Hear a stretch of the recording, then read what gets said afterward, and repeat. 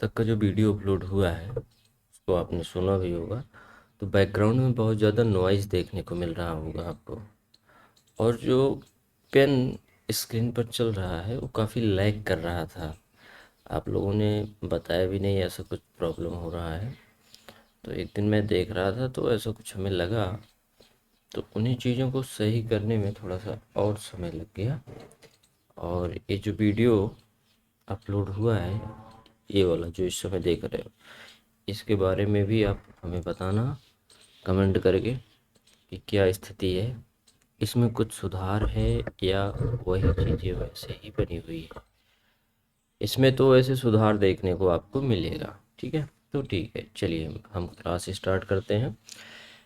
Chapter 3 math class 10th दो चर वाले रैखिक समीकरण युग्म प्रश्नावली 3.3 का पहला प्रश्न सॉल्व करेंगे।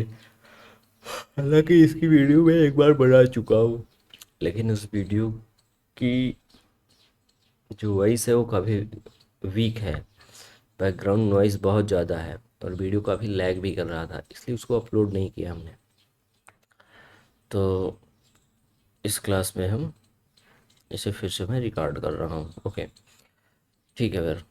चलो, पहला प्रश्न है आपका, निम्न समीकरणों के युग्म को विलोपन विधि तथा प्रतिस्थापन विधि से हल कीजिए। कौन सी विधि अधिक उपयुक्त है? ठीक है, मतलब कि हर एक प्रश्न को विलोपन विधि से भी करना है और प्रतिस्थापन विधि से करना है। विधि कोई भी हो, आंसर सेम आना है, इस बात को आप जानते ही हो। और साथ में बताना है कि किस प्रश्न के लिए कौन सी विधि ज़्यादा उपयुक्त है। ज़्यादा उपयुक्त होने का मतलब हो सकता है किसी प्रश्न में विलोपन विधि से आसान तरीके से आंसर आ जाए, विलोपन विधि में ज़्यादा कैलकुलेशन ना करना पड़े और इजली इसका आंसर आ जाए। हो सकता है किसी प्रश्न में प्रतिस्थापन विधि से इजली आंसर आ जाए, जिसमें दोनों विधियों में से कोई एक विधि अगर परफेक्ट पड़ रही है तो हम कहेंगे भाई ये वाली विधि इसके लिए ज़्यादा उचित है। और ये भी हो सकता है कि दोनों विधियां किसी भी ऐसे प्रश्न के लिए हो जो कि दोनों विधियां ही बिल्कुल सही पढ़ रही हो। सही पढ़ने का मतलब इजीली सॉल्व हो जा रही हो, ज़्यादा कैलकुलेशन ना करना पड़ रहा हो, तो हम कहेंगे भाई इस प्रश्न के लिए दोनों ही विधि उपयुक्त है। तो ठीक है, अब हम स्टार्ट करते हैं। पहला खंड है ना, पहले खंड का जो समीकरण दिया है, X plus Y equal to 5, पहला इक्वेशन हो गया। अच्छा, एक चीज़ थोड़ा सा और ध्यान देना होगा, इसमें विधि लिखा है तो सबसे पहले विलोपन विधि यहाँ लिखोगे। विलोपन विधि से हल, विलोपन विधि से हल। ठीक है, ओके, एक मिनट मैं देख लेता हूँ चीज़ें सही चल रही हैं। ठीक है, विलोपन विधि से हल, ये हो गया। अब समीकरण को लिख लो, x plus Y equal to 5, इस समीकरण एक हो गया। 2x minus 3y equal to 4, इसको हम समीकरण 2 बनाएंगे।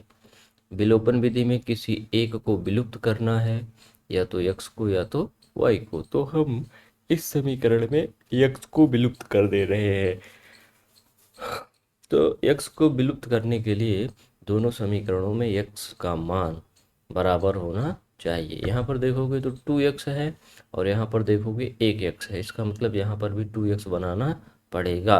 तो दोनों पक्षों में हम क्या करेंगे, 2 से गुणा करा देंगे। तो समीकरण एक में दोनों पक्षों में, समीकरण एक के दोनों पक्षों में 2 से गुणा करने पर, देखो 2 से गुणा हुआ तो समीकरण में कोई परिवर्तन नहीं होगा, समीकरण वही रहेगा आपका 2x plus 2y equal to 10। ठीक है, तो ये बन गया हमारा अगला समीकरण 3। हालांकि मैं नाम समीकरण 3 दे रहा हूँ, लेकिन है वही समीकरण। ठीक है, तो समीकरण 2 और 3 को जोड़ने पर, अगर जोड़ोगे तो 2 2 4x हो जाएगा, तो विलुप्त होगा ही नहीं। तो इसलिए हम कहेंगे समीकरण 2 और 3 को घटाने पर,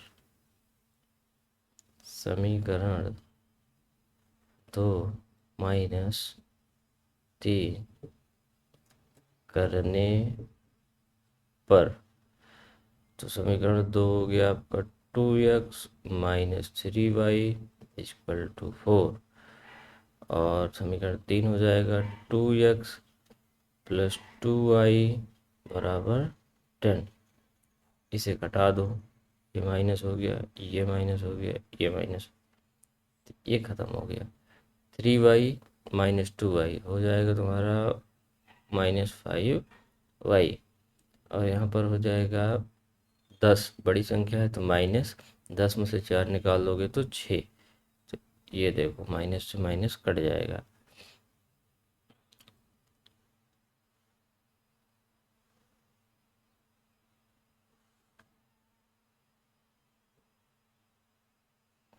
और फिर आपका हो जाएगा 5y इक्वल टू 6, तो y बराबर 6/5। इस तरीके से हमने y का मान निकाल लिया है। अब इसी y का मान किसी भी समीकरण में रख दो, 1 2 3 किसी में भी रख सकते हो, जो सबसे ईजिएस्ट हो, जब सबसे सरल हो, सिंपल समीकरण हो, उसी समीकरण में y का मान हम रख देंगे। तो मैं रखूँगा समीकरण 1 में, क्योंकि इसमें x है, y है, बराबर 5 है। ठीक है, अगर इसमें रखोगे तो देखोगे तो यहाँ पे 3 से तुमको गुणा भी कराना पड़ेगा, बाकी फिर पक्षांतर, फिर इसको भी, तो इसलिए मैं क्या करूँगा, समीकरण 1 में रखूँगा। समीकरण 1 में y का मान रखने पर, तो समीकरण 1 हमारा x प्लस y का मान कितना है, 6/5 इक्वल टू 5। ठीक है, x को यहीं रखो, इसे उठा कर उधर कर दो, 5 माइनस 6/5 डिवाइड बाई 1। यहाँ पर देखो त्रिगुणा हो रहा है, तो त्रिगुणा करा देते हैं। 5 पचम 25 माइनस 1 छक्के 6, 5 एकम 5। ठीक है, तो ये हो गया।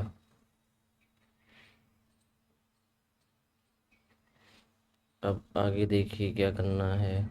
x इक्वल टू 25 में से 6 गया, कितना आएगा, 19। 25 में से 6 गया 19/5 है, तो /5। तो x का मान निकल के हमारा यहाँ पर आ गया है, कितना, 19/5। ये हमारा आंसर हो जाएगा। यहाँ लिखोगे अलग से x बराबर 19/5 और y बराबर 6/5। This is answer.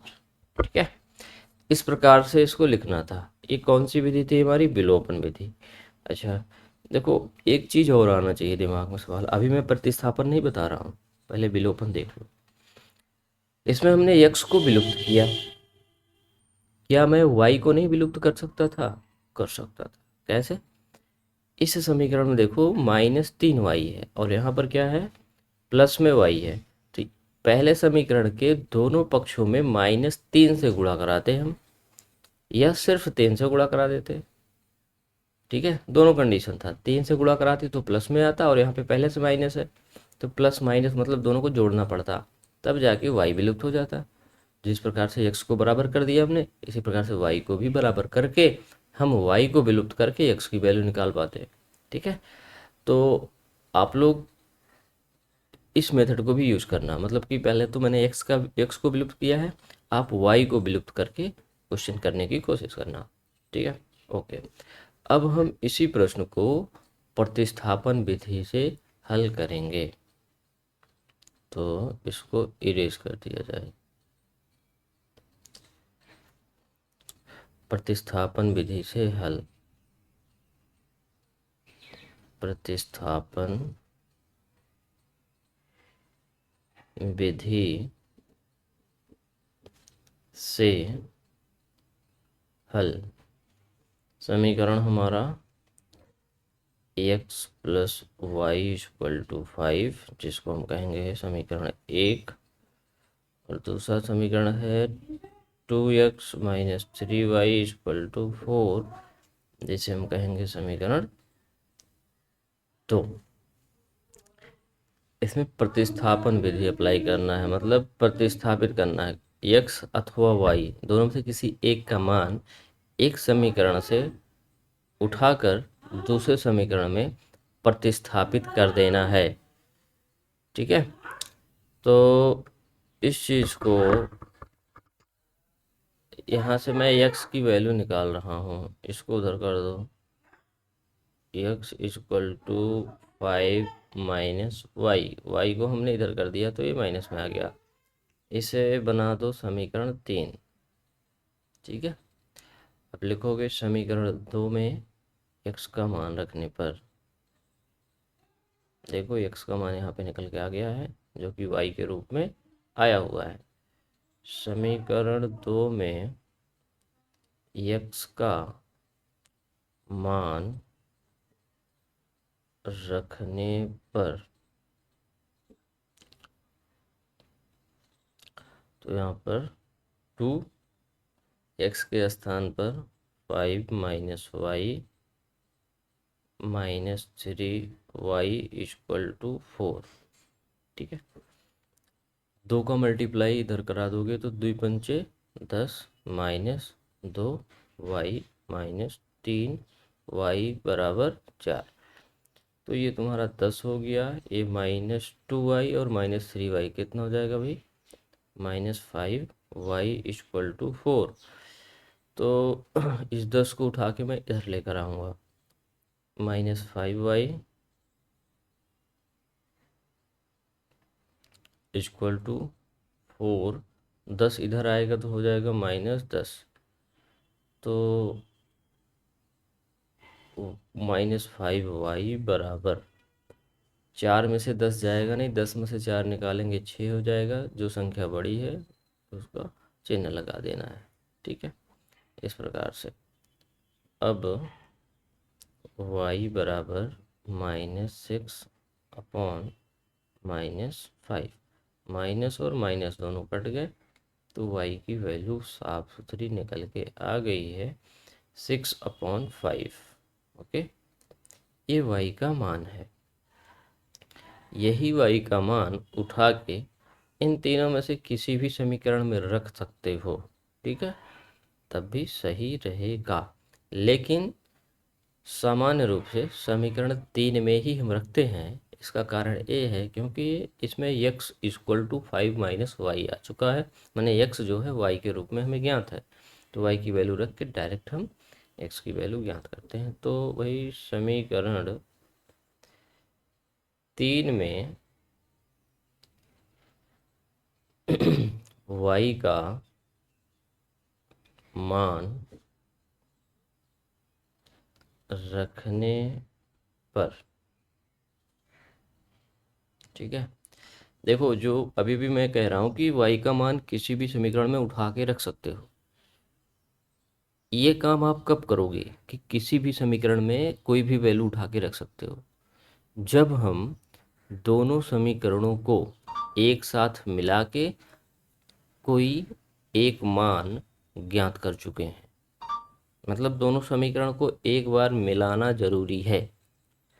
ठीक है, मिलाने का मतलब है कि यहाँ से हमने x निकाला और इसमें रख दिया, जो आ गया मतलब दोनों मिल चुके हैं, इसकी कुछ चीज़ें इसमें समाहित हो गई, उसके बाद आंसर आया है। तब जाके जो आंसर आया है उसको हम इन तीनों में से किसी भी समीकरण में रख सकते हैं। चलिए, तो x बराबर 5 माइनस वाई की वैल्यू है 6/5। x इक्वल टू, यहाँ पर करोगे तेरे गुणा, 5 पचम 25, 1 छक्के 6, 1 पंचे 5, 25 में से 6 गया 19/5, माने x की वैल्यू निकल के कितनी आ गई, 19/5। ठीक है, ये तुम्हारा x और y का मान हो गया। यहाँ लिख दोगे भाई x बराबर 15, नहीं सॉरी 19 है यार,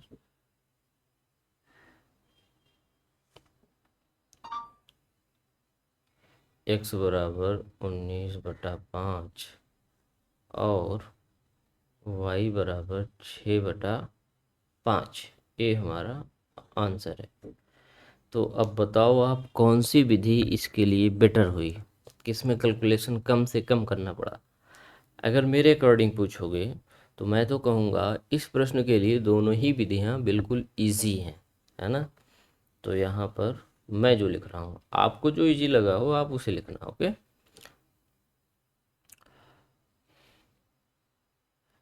इस प्रश्न के लिए दोनों ही विधियाँ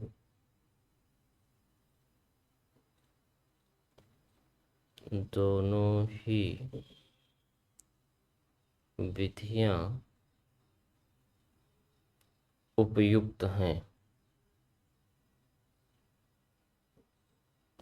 दोनों ही विधियाँ अधिक उपयुक्त हैं। हालांकि इन्होंने अधिक कहा है तो किसी एक के बारे में ही लिखना ठीक होता। तो ठीक है, मुझे तो दोनों ही लग रहे हैं, दोनों ही विधियाँ अधिक उपयुक्त है।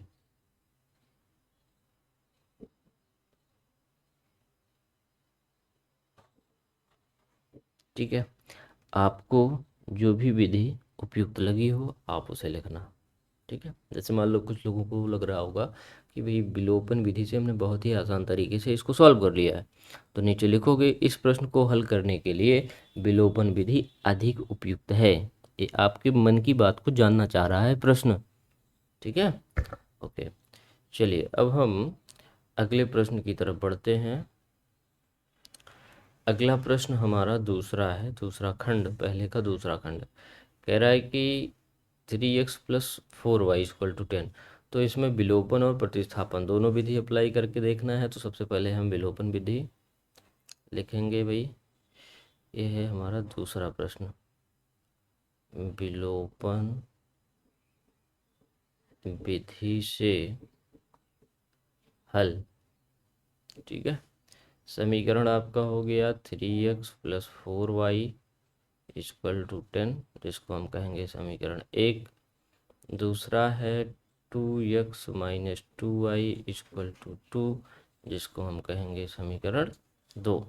तो सबसे पहले विलोपन विधि का यूज़ करेंगे, मतलब किसी एक को विलुप्त करना है। देखो यहाँ पर 3x है, 4y है, यहाँ पर 2x है, 2y है। x को अगर बराबर करना है तो यहाँ तो 3 है और यहाँ पर 2 है। इसके लिए इस पूरे समीकरण में हम 2 से गुणा कराएंगे। किससे गुणा कराएंगे? 2 से। पहले समीकरण में 2 से गुणा कराएंगे तो 2 तिहाई 6, 2 चौक 8, 2 दहम्मा 20, ये बन जाएगा। लेकिन अभी भी ये बराबर नहीं हुआ, x की वैल्यू बराबर नहीं हुई है, तो इसलिए 3 से गुणा कराएंगे इस पूरे में। 3 दूनी 6x माइनस 3 दूनी 6y बराबर 3 दूनी 6। अब देखो 6x 6x दोनों बराबर हो गए। अब इन्हें घटाओगे जब तो ये कट जाएंगे, x गायब हो जाएगा, बचेगा y की वैल्यू निकल के आ जाएगी। ठीक है, अगर x विलुप्त करना है तो पहली चीज़। लेकिन इन दोनों समीकरणों में मैं कुछ देख रहा हूँ, वो क्या है?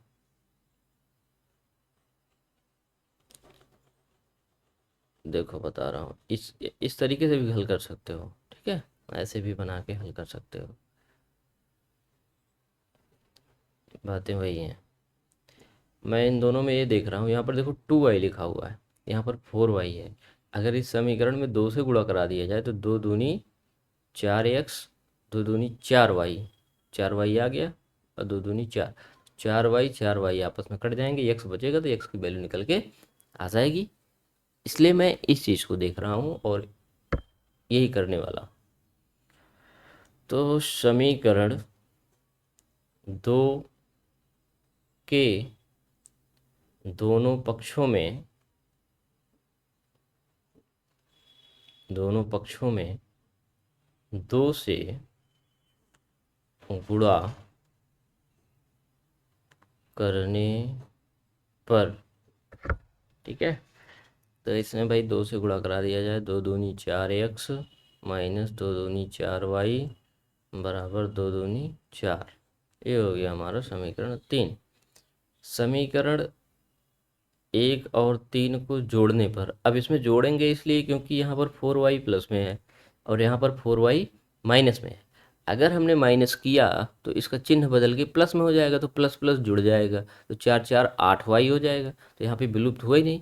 इसलिए हमको क्या करना है, जोड़ना ही है, घटाना नहीं है, मतलब घटाना नहीं है, जोड़ना ही है। समीकरण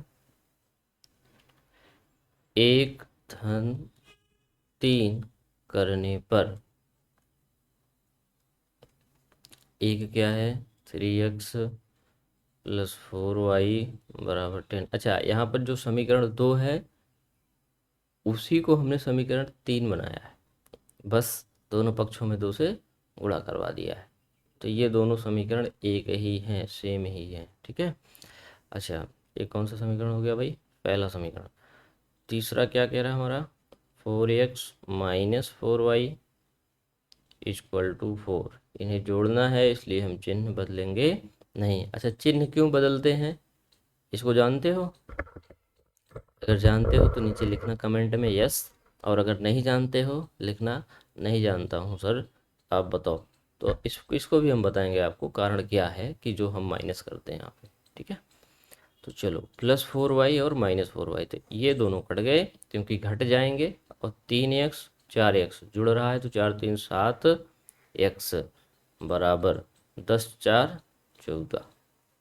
ओके, तो फाइनल आपका बन रहा है 7x इक्वल टू 14, और x इक्वल टू 14/7, 1 जा 7, 2 जा 14, x इक्वल टू 2, मतलब x की वैल्यू निकल के आ गई है, x बराबर 2। इसी को उठा के इन तीनों में से किसी भी एक समीकरण में हम रख सकते हैं। मैं इस चीज़ को इसलिए कह रहा हूँ क्योंकि दोनों समीकरणों को दोनों समीकरणों को हमने एक दूसरे से मिला लिया है, एक दूसरे में समाहित करके किसी एक की वैल्यू हम निकाल चुके हैं। तो मेरे लिए जो सबसे इजीएस्ट है वो समीकरण 2 है, इसलिए मैं समीकरण 2 में x की वैल्यू रखूँगा। समीकरण 2 में x का मान रखने पर, ठीक है, तो रख दो भाई 2x के स्थान पर 2 minus 2 into Y equal to 2, 2 दूनी 4 minus 2y equal to 2, minus 2y equal to 2 minus 4,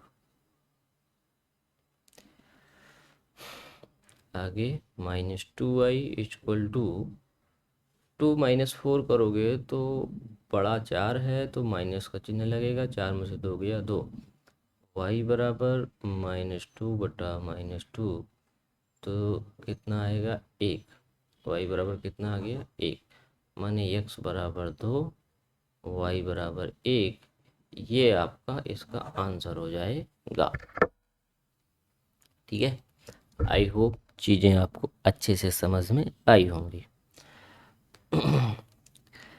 देखो, सारी चीज़ें मैं एक्सप्लेन करते चल रहा हूँ, क्या क्या संभावनाएं हैं, कहाँ कहाँ पर तुम और कुछ कर सकते हो, हाँ, मतलब कि जिस प्रकार से एक्स को काटना होता हमें तो हम दोनों समीकरणों में गुणा करते हैं, ठीक है, तो उसको समझते हुए आप चलिए। ओके, चलो अब हम आगे बढ़ते हैं। विलोपन विधि से हमने दूसरे वाले खंड को सीख लिया है। अब हम दूसरा वाला प्रश्न ही अगली विधि से देखेंगे, जो कि प्रतिस्थापन विधि है। लिखोगे प्रतिस्थापन विधि से हल। प्रतिस्थापन विधि से हल। समीकरण लिख लो भाई। 3x + 4y = 10, ये समीकरण 1 हो गया। 2x - 2y = 2, ये हो गया हमारा समीकरण दूसरा। नाम ही है इसका प्रतिस्थापन, तो किसी एक समीकरण से उठा के दूसरे समीकरण में प्रतिस्थापित कर देना है। अगर ध्यान से देखोगे तो दूसरे समीकरण में तुम्हें कुछ दिखेगा। दोनों पक्षों में 2 कॉमन हो रहा है ना। दोनों पक्षों में क्या हो रहा है, 2 कॉमन हो रहा है, तो मैंने 2 कॉमन ले लिया। x - y = 2, 2 को उधर कर दो। x - y = 2/2 कट गया, तो x - y = 1। तो जो अब तक हमने समीकरण 2 इसे माना था, तो है तो वही। इसी चीज़ को हल करते करते हमने और सूक्ष्म कर दिया है, तो ये बन जाएगा हमारा समीकरण 2। यहाँ से मैं x की वैल्यू निकाल लूँगा, 1 माइनस से ये प्लस में हो जाएगा, y इधर आएगा तो प्लस में हो जाएगा। ठीक है, 1 माइनस 1 + y, x = 1 + y, इसे बनाएंगे हम समीकरण 3। ओके। अब आगे हमें लिखना होगा, इसी के नीचे हल हो रहा है। ठीक है, समीकरण 1 में x का मान रखने पर, समीकरण 1 में x का मान रख दो 3, x के स्थान पर 1 + y + 4y = 10। ठीक है, 3 से अंदर गुणा कराना है, तो 3 एकम 3 धन 3y + 4y, 1 मिनट,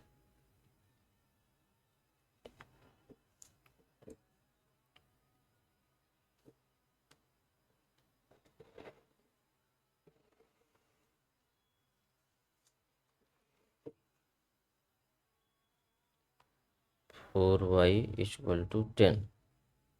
3 को उठा के उधर कर लो, 3y 4y, ये हो जाएगा टोटल तुम्हारा 7y।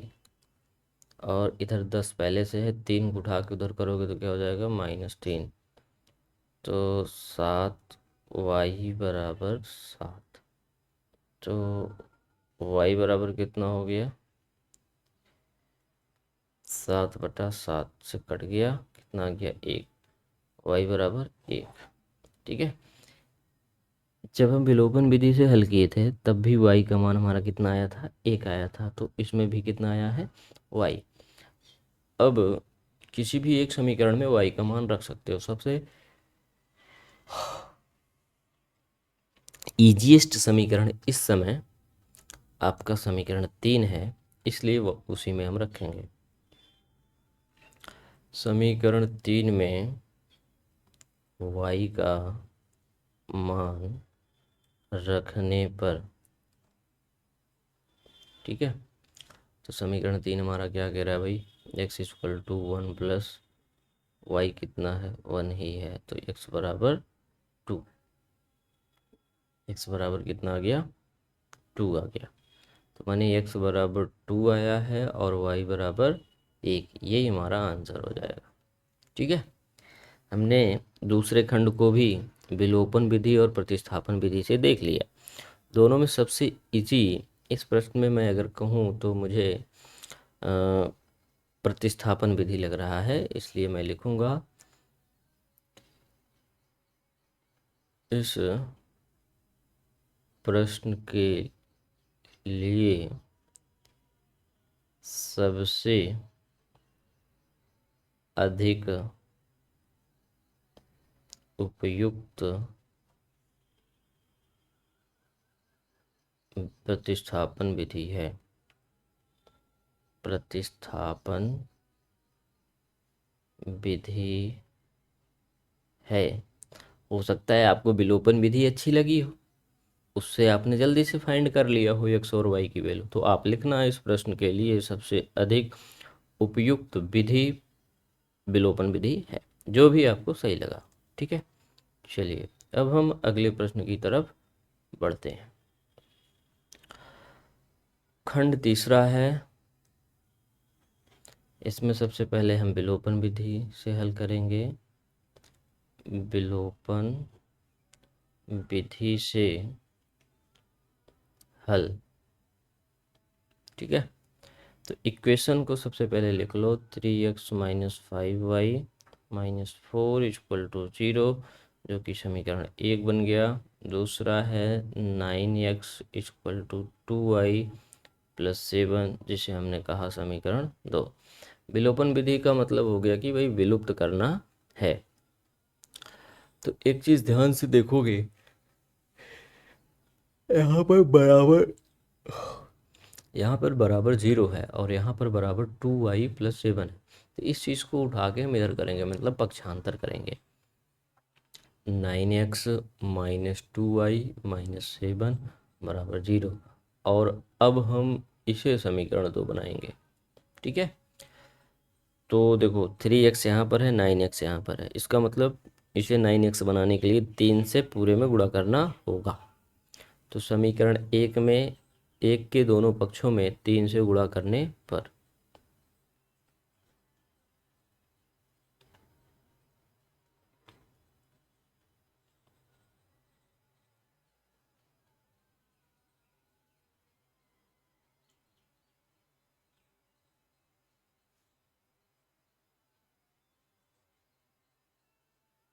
समीकरण 1 के दोनों पक्षों में 3 से गुणा करा दो। 3 तिहाई 9x, 1 मिनट, देखो गुणा कैसे कराएंगे, 3 से गुणा कराना है।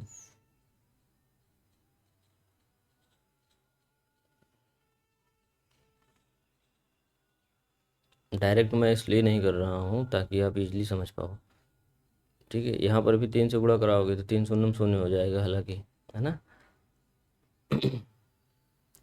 तो 3 तिहाई 9x माइनस 3 पचे 15y, 3 चौक 12, 3 शून्य शून्य।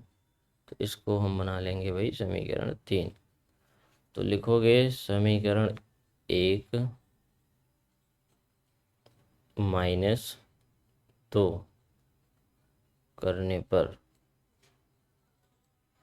आगे कर लो, 3x minus 5y minus 4 equal to 0। एक मिनट थोड़ा सा समीकरण 2 और 3 इसे माइनस करेंगे हम। ठीक है, समीकरण 2 में से 3 को माइनस कर, ये जो तीसरा समीकरण है एक का ही दूसरा रूप हो गया है। ठीक है, तो समीकरण 2 और 3 को माइनस करेंगे। ठीक है, क्योंकि अगर एक में से 3 को करोगे तो समीकरण एक ही तो 3 है, बस हमने 3 से दोनों पक्षों में गुणा कराया है। तो आपस में ही घटा दोगे तो क्या मतलब निकलेगा, इसलिए है ना। तो समीकरण 2 और 3 को घटाने पर, तो समीकरण 2 लिख लो भाई सबसे पहले, 9x minus 2y minus 7 is equal to 0। और तीसरा इक्वेशन है हमारा 9x minus 15y minus 12 is equal to 0। इसको हम क्या करेंगे, घटाएंगे। घटाने में क्या होता है, चिन्ह चेंज होता है, और क्यों चेंज होता है इसको अगर आप जानना चाहते हो तो बताना हमसे। तो 9x में से 9x निकल गया, 0, 2y और प्लस में 15y, मतलब minus 2y plus 15y minus 7 plus 12 is equal to 0। ये थोड़ा सा एक दूसरे से टच हो जा रहे हैं, साफ साफ लिखना होगा इसको, है ना। ओके, ये दोनों कट जाएंगे और यहाँ पर बचेगा हमारा -2y प्लस 15y, और ये क्या है हमारा -12, तो इसको हम बनाएंगे प्लस, ठीक है। ओके, तो -7 प्लस 12 बराबर 0। तो दोनों में से बड़ा प्लस वाला है तो प्लस का चिन्ह लगेगा। 15 में से 2 गया 13y, इसमें भी प्लस का ही चिन्ह लगेगा। 7 5 12 होता है, तो इस तरीके से हो गया। और 13y बराबर -5, y बराबर -5/13। ये चीज़ निकल के सामने आया, मतलब y का मान कितना आ गया, -5/13। अब इसी को उठा के किसी भी एक समीकरण में रख दो जो सबसे ईजीएस्ट इक्वेशन तुम्हें लग रहा हो, क्योंकि हमें x की वैल्यू निकालनी है। तो आप ध्यान से देखोगे, वैसे तो ये वाला समीकरण उसके लिए बिल्कुल परफेक्ट है। 9 को उठा के इधर कर दो, x का मान निकल जाएगा, है ना। तो कोई भी समीकरण आप यूज कर लो। तो यहाँ पर मैं कौन सा यूज करूँ, चलो समीकरण 1 ले लेता हूँ। समीकरण 1 में x का मान रखने पर, समीकरण 1 में रख दो भाई, सॉरी x नहीं है y है, y का मान रखना है भाई। y का मान रखने पर, क्योंकि y ही तो हमने ज्ञात किया है, तो 3x -5 इंटू वाई, वाई कितना है -5/13 -4 = 0। तो यहाँ पर हो गया तुम्हारा 3x, माइनस का गुणा माइनस से हो गया प्लस, 5 गुणे 5 हो गया 25/13 -4 बराबर 0। तो देखो यहाँ पर भी बटे 1 करो, यहाँ पर भी बटे 1 करो। अब यहाँ पर तुम दो विधियों को अप्लाई कर सकते हो। कौन सी? पहले तो सबसे पहले इन दोनों को ले लो और यहाँ पे तिर्यक गुणा करा लो। जब तिर्यक गुणा कराओगे तो ये दोनों मिलके कुछ बन जाएंगे 1, और साथ में 4/1 है। तो फिर इन दोनों को लेके तिर्यक गुणा करा लो, जो आएगा वो हो जाएगा। तो ये प्रोसेस थोड़ा सा लंबा हो जाएगा, ठीक है मेरे लिए। आप कर सकते हो, 2-3 स्टेप बढ़ेगा, कोई बात नहीं, कर लेना। ईजी अगर लग रहा है तुम्हें तो, है ना। तो मैं क्या कर दूंगा, जो दूसरी विधि है उसको यहाँ पर अप्लाई करूँगा। क्या? ये एलसीएम ले लेंगे हम। तो एलसीएम कितना बनेगा भाई? 13। एक का पहाड़ा कितनी बार पढ़ोगे? 13 आएगा, 13 बार पढ़ोगे, और 13 का गुणा 3 में करा दो, 3 39 x प्लस है तो प्लस। 13 का पहाड़ा कितनी बार पढ़ोगे कि ये वाला 13 आ जाए? तो 13 एकम 13 एक बार, और तो 1 का गुणा 25 में करा दो, 25 एकम 25, माइनस 1 का पहाड़ा कितनी बार पढ़ोगे कि 13 आएगा? 13 बार, तो 13 चौका 52।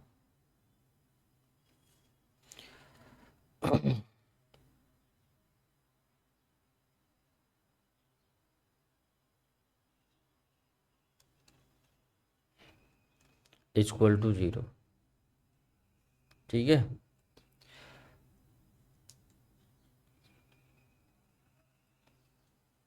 तेरह यहाँ पर भाग कर रहा है, इधर जाके क्या करेगा?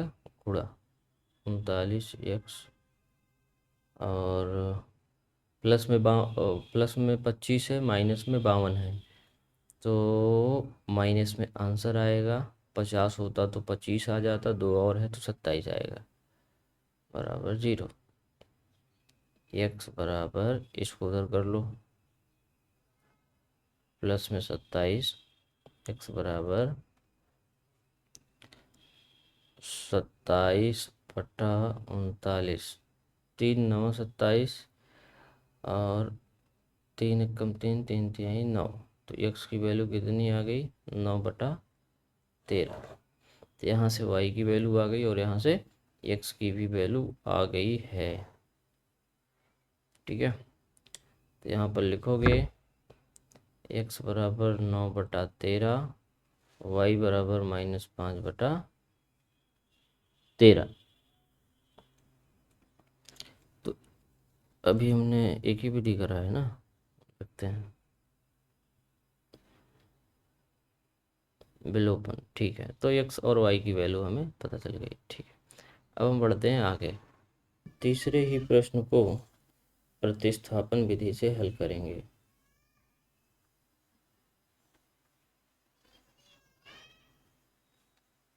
प्रतिस्थापन विधि से हल। ठीक है, तो इक्वेशन को लिख लेंगे सबसे पहले। जो कि समीकरण 1 हो गया। दूसरा 9x इक्वल टू 2y+7 प्रतिस्थापित करना है, तो इजी होगा हमें कि यही इसी को हल कर लें, क्योंकि x है, यहाँ से 9 को इधर कर दोगे तो x के बराबर हो जाएगा। तो x बराबर 2y+7 अपॉन 9 को इधर कर दो तो ये हमारा 9 क्या करेगा, भाग करेगा। क्या करेगा भाई, भाग करेगा। तो ये x का मान निकल के आ गया है। इसी को हम बना लेंगे समीकरण 3। समीकरण 3। समीकरण 1 में x का मान रखेंगे हम। समीकरण 1 में x का मान रखने पर, समीकरण 1 में x का मान रख दिया जाए फिर। ओके, x का मान समीकरण 1 में रख दो। 3 x के स्थान पर हमारा क्या हो जाएगा, 2y+7 डिवाइड बाई 9। ये हो गया -5y-4 इक्वल टू 0। इस तरीके से।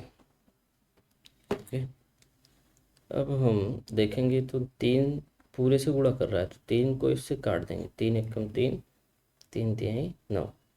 तो बचा क्या यहाँ पर, 2y+7 divide by 3 -5y-4 equal to 0।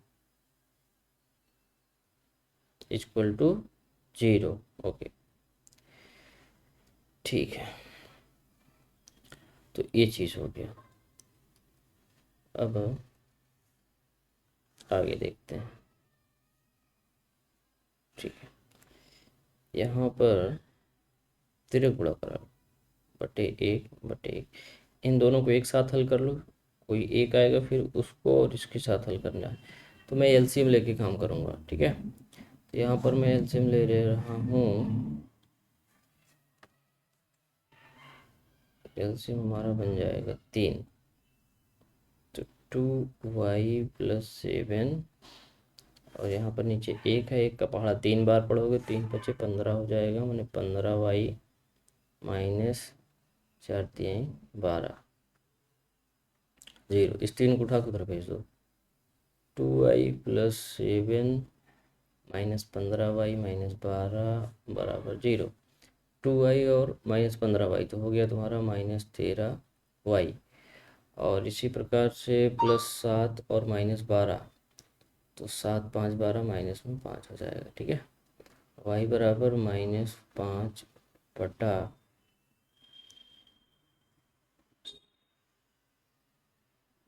-13, क्योंकि -5 को इधर ले आओगे तो ये +5 हो जाएगा, और -13 गुणा कर रहा है y से, तो इधर आके क्या हो जाएगा, भाग हो जाएगा। तो y बराबर 5 बटा, वो भी माइनस में कितना, 13। तो y का मान हमें यहाँ से निकल के प्राप्त हो चुका है।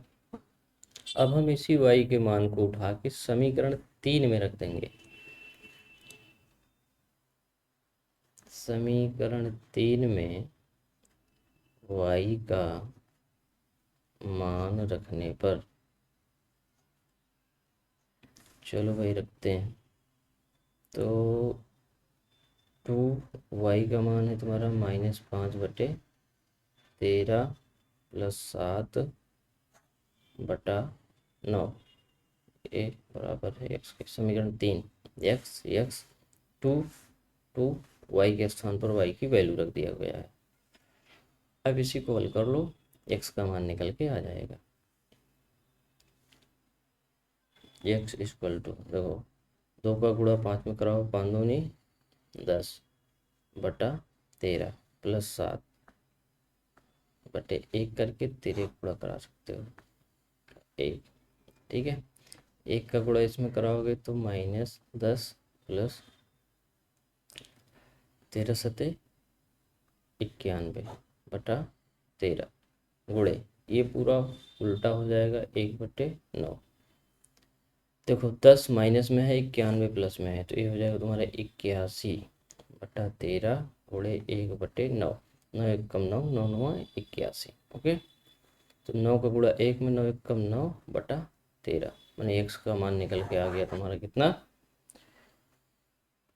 9/13।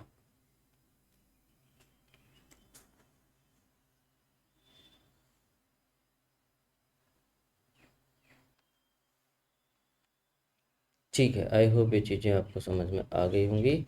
अब हम बढ़ते हैं अगले प्रश्न पर।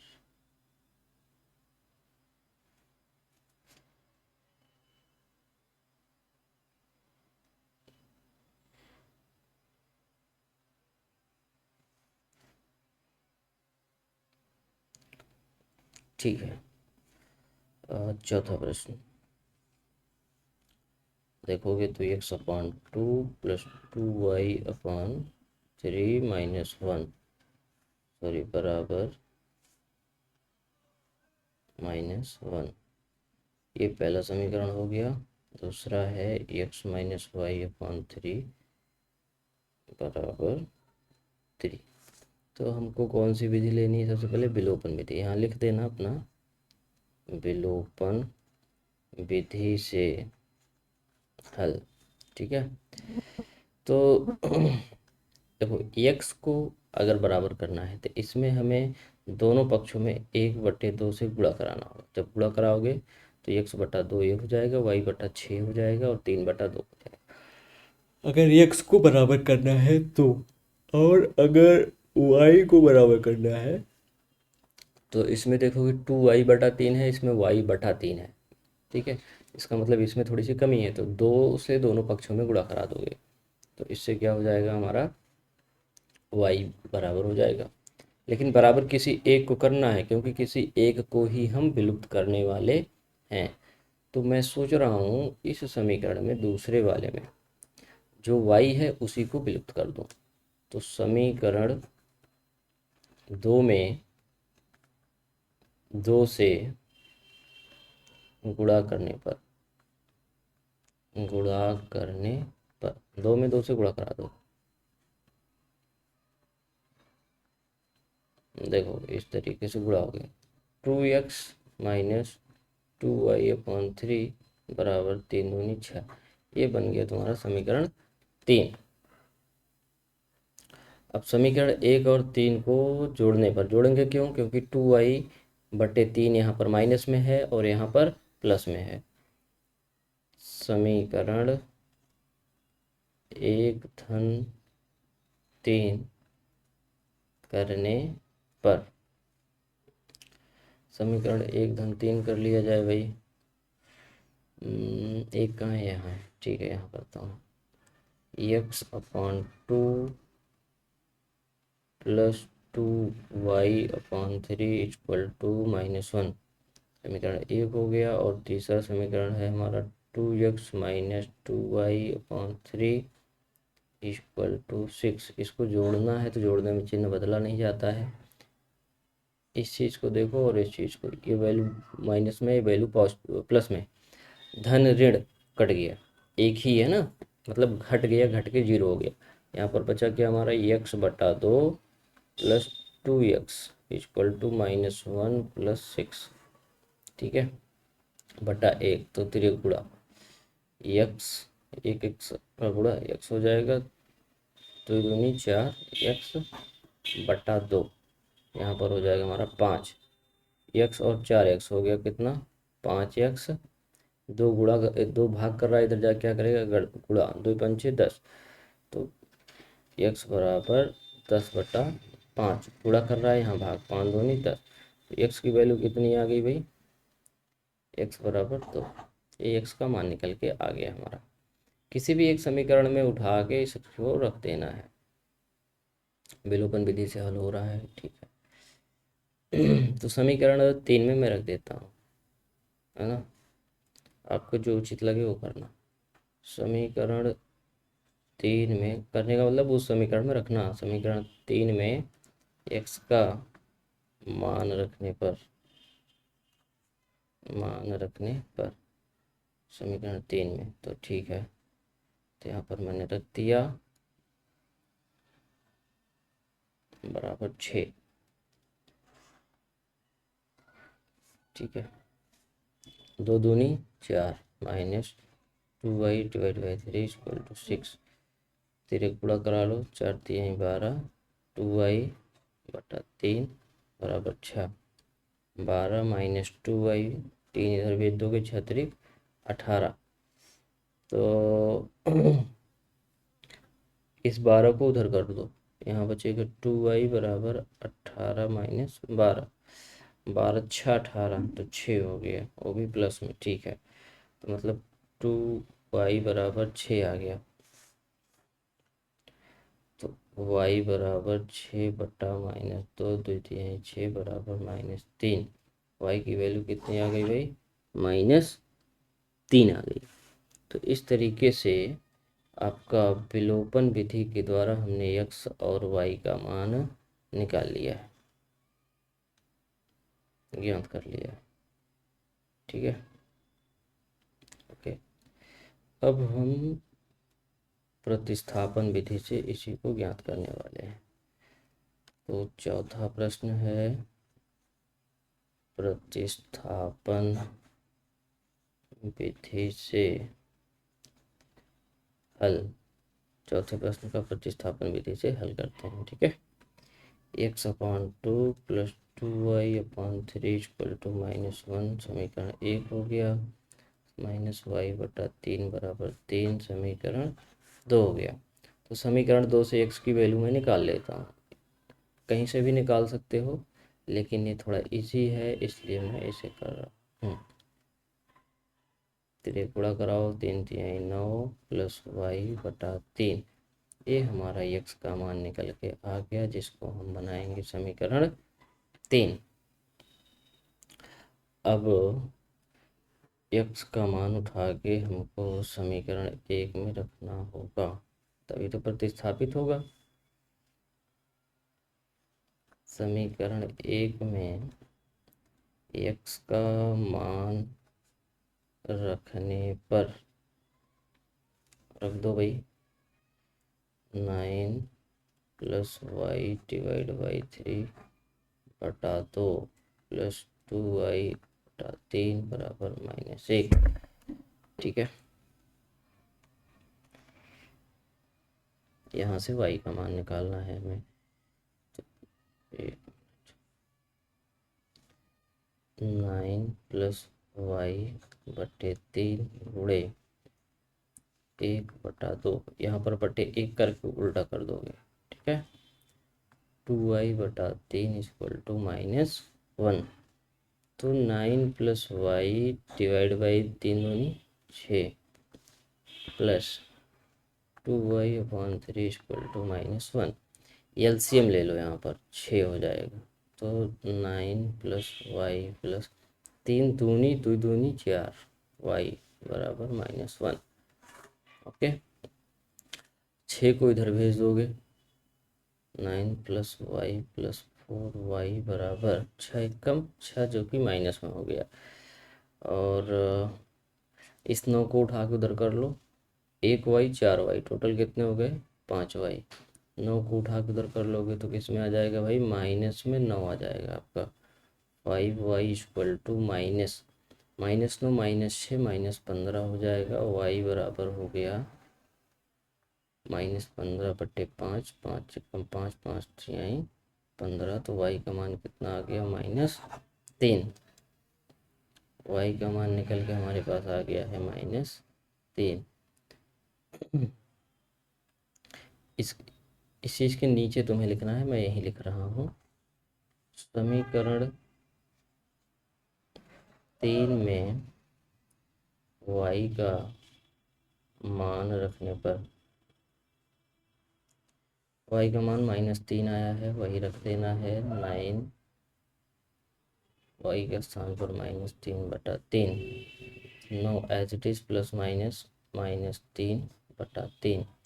9 में से 3 गया, 6/3, 3 एकम 3, 3 दूनी 6। तो x बराबर कितना आ गया? तो x और y के मान को हमने किस विधि से देख लिया भाई? प्रतिस्थापन विधि से देख लिया है, और विलोपन विधि से भी इन प्रश्नों को सॉल्व कर लिया गया। ठीक है, इस वीडियो को मैं यहीं क्लोज करूँगा। और एक चीज़, हाँ, जो भी वीडियो क्लास आप देख रहे हो उसे पूरा देखो, और जो प्रॉब्लम आ रही है, मतलब कुछ ऐसी चीज़ें जो थोड़ी बहुत नहीं समझ में आ रही है, उसे कमेंट बॉक्स में आप पूछ सकते हो। अगली वीडियो में मैं तुम्हें रिप्लाई कर दिया करूँगा। ठीक है, इस वीडियो को यहीं पर क्लोज करते हैं।